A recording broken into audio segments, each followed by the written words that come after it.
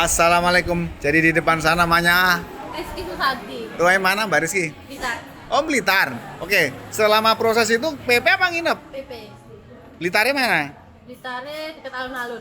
Ya jauh berarti.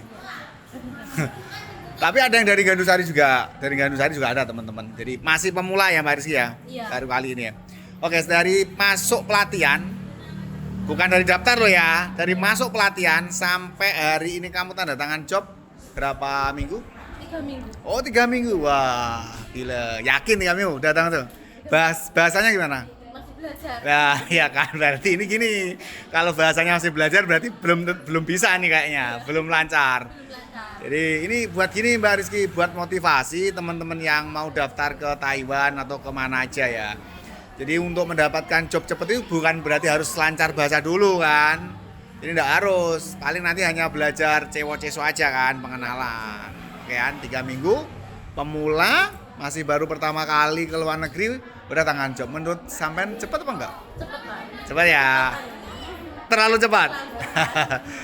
Dan ini tak perkirakan nih, kurang lebih 2,5 bulan, 3 bulan udah berangkat loh. Bahasanya siap nggak untuk di push? Siap ya, dimaksimalkan kan?